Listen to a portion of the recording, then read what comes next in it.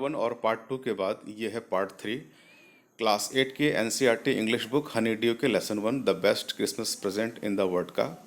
लेखक ने बड़े ही मार्मिक ढंग से इसे लिखा है, पढ़ते समय गला भर आता है। ये जो विवरण है बहुत ही शानदार है। आइए शुरू करते हैं। आई फोल्डेड द लेटर अगर पुलिस इन्वेलप और उसके इन्वेलप में उसे सावधानी से डाल दिया। I kept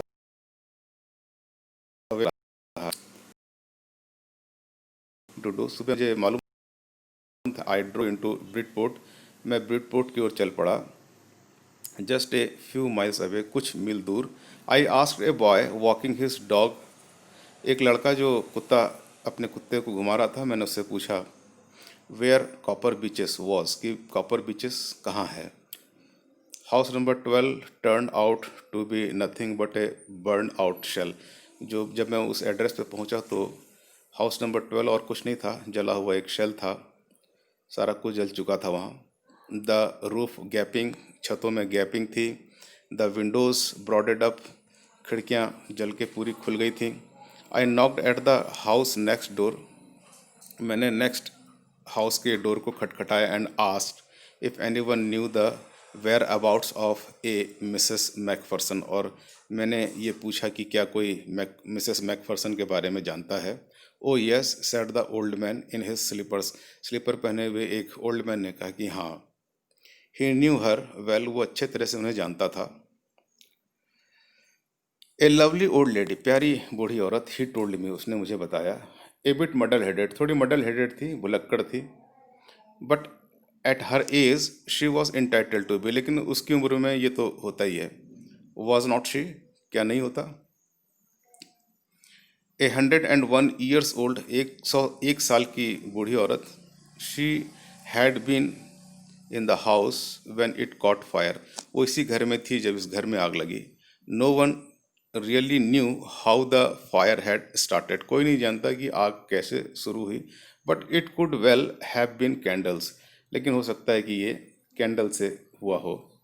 she use candles rather than electricity, वो इलेक्ट्रिसिटी की बजाय कैंडल यूज़ करती थी। Because she always thought electricity was too expensive, क्योंकि वो हरदम ये सोचती थी कि इलेक्ट्रिसिटी जो है वो महंगी है कैंडल से। The fireman had got her out just in time, जो फायरमैन था समय पर उसे बाहर निकाल लिया। She was in A nursing home now, अब वो एक नर्सिंग होम में है। ही टोल्ड मी, उसने मुझे बताया। Burlington House on the Dorchester Road में बर्लिंगटन हाउस में वो रहती है। On the other side of town, town के दूसरी तरफ।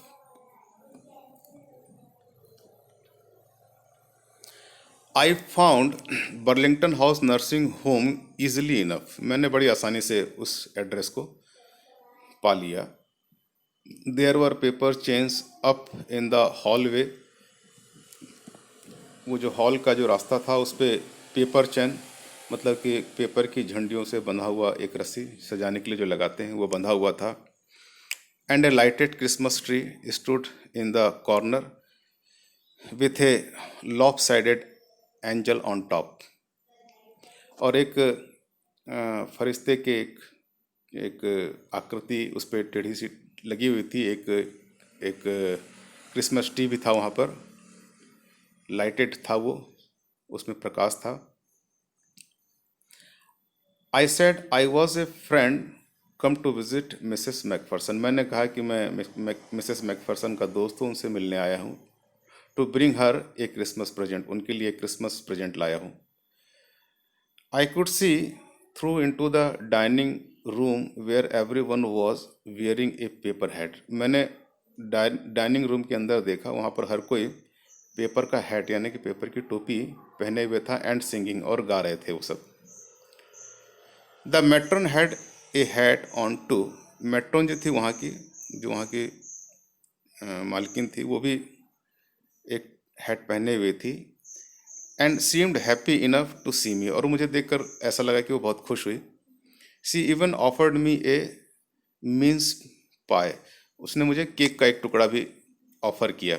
ये मिन्स पाए केक में डालने वाले। बाबू don't disturb me, let me finish, okay. She walked me along the corridor, वो कॉरिडोर से मुझे ले गई. Mrs McPherson is not in with the others. Mrs McPherson बाकी लोगों के साथ नहीं थी वहाँ पर. शी टोल्ड मी, उसने मुझे बताया.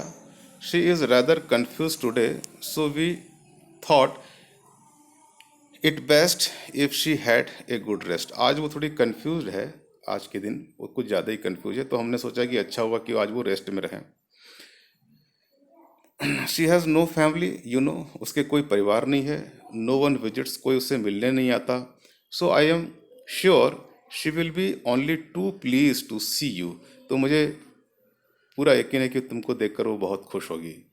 She took me into a conservatory with wicker chairs and potted plants all around and left me. वो मुझे एक सकरे से रास्ते से ले गई जहाँ पर कि बेंत के चेयर रखे हुए थे और गमले में प्लांट थे, और वहीं उसने मुझे छोड़ दिया. The old lady was sitting in a wheel chair. वो जो ओल्ड लेडी थी, मिसेस व्हाट इट्स कॉल्ड कोनी, जिम मैकफर्सन की पत्नी, वहाँ एक व्हील चेयर में बैठी थी. हर हैंड्स फोल्डेड इन हर लैप, उसके हाथ जो थे वो उसके गोद में थे, रखे हुए थे मुड़े हुए. She had silver white hair pinned into a wispy bun. ढीले जोड़े में उसके जो सफ़ेद बाल थे वो बंधे हुए थे. She was gazing out at the garden. वो गार्डन की तरफ, बाहर की तरफ निहार रही थी. हेलो आई सेड, मैंने कहा hello. She turned and looked up at me vacantly. वो मुड़ी और मुझे खालीपन से देखने लगी. हैप्पी क्रिसमस कोनी, मैंने उससे कहा हैप्पी क्रिसमस कोनी. आई वेंट ऑन, मैं फिर आगे बोलने लगा. I found this, I think it's yours. मैंने इसे पाया है, मैं समझता हूँ कि ये आपका है. As I was speaking her eyes never left my face. मैं जब उससे बात कर रहा था तो उसकी आंखें मेरे चेहरे से हटी नहीं. I opened the tin box and gave it to her. मैंने टिन बॉक्स को खोला और वो जो चिट्ठी थी उसे दे दी. That was the moment her eyes lit up with recognition. वो जो समय था, उस समय वो उस चिट्ठी को पहचान कर वो उसकी आंखें चमक उठी. And her face became suffused with a sudden glow of happiness. खुशी की चमक से उसका जो चेहरा था वो दमकने लगा. I explain about the desk. मैंने उस डेस्क के बारे में एक्सप्लेन किया, उसे बताया. About how I had found it, कि मैंने उसे कैसे पाया. But I don't think she was listening, लेकिन मुझे लगा नहीं कि वो मेरी इन सब बातों को सुन रही है. For a while she said nothing. कुछ देर के लिए उसने कुछ नहीं कहा. But stroked the letter tenderly with her fingertips. अपने फिंगर टिप्स से उसने उस लेटर को हल्के से थपथपाया, उसको मारा. Suddenly she reached out and took my hand. अचानक आगे बढ़ी और मेरे हाथों को ले लिया. Her eyes were filled with tears. उसकी आंखें आंसुओं से भर गई थी. You told me you would come home by Christmas dearest, she said. उसने कहा कि तुमने कहा था कि मैं क्रिसमस के समय तक आ जाऊंगा. एंड हियर यू आर, और देखो तुम आ गए. The best Christmas present in the world. ये एक संसार का सबसे शानदार क्रिसमस प्रेजेंट है. कम क्लोजर, नज़दीक आओ. Jim dear, sit down. नज़दीक आओ जिम, बैठो. I sat down beside her. मैं उसके बाजू में बैठ गया. And she kissed my cheek. उसने मेरे गालों को चूमा. I read your letter so often Jim every day. मैं हर दिन तुम्हारे चिट्ठियों को बार बार पढ़ती थी. I wanted to hear your voice in my head. मैं तुम्हारे आवाज़ को सुनना चाहती थी अपने दिमाग में, अपने मन में. It always made me feel you were with me. इससे मुझे हरदम ऐसा लगता था कि तुम मेरे पास हो. एंड नाउ यू आर, और देखो तुम हो. Now you are back, you can read it to me yourself. अब तुम आ गए हो, अब तुम ही इसको पढ़ो मेरे लिए. Would you do that for me? तुम मेरे लिए ये करोगे ना? जिम डियर, प्यारे Jim, I just want to hear your voice again. मैं तुम्हारी आवाज़ को फिर से सुनना चाहती हूँ। I would love that so much. मैं इस बात को बहुत पसंद करती हूँ। मतलब तुम्हारी आवाज़ मुझे बहुत अच्छी लगती है। And then perhaps we will have some tea. और उसके बाद फिर हम चाय लेंगे। I have made you a nice Christmas cake. मैंने तुम्हारे लिए एक बहुत ही अच्छा क्रिसमस केक बनाया हुआ है। मार्जिपन ऑल अराउंड, उस पर मार्जिपन लगा हुआ है चारों तरफ। कुछ खाने की चीज़ है marzipan. I know how much you love marzipan. मैं जानती हूँ तुम मार्जिपन कितना पसंद करते हो। बस स्टोरी यहाँ ख़त्म हो जाती है। ये कहानी बहुत ही मार्मिक है।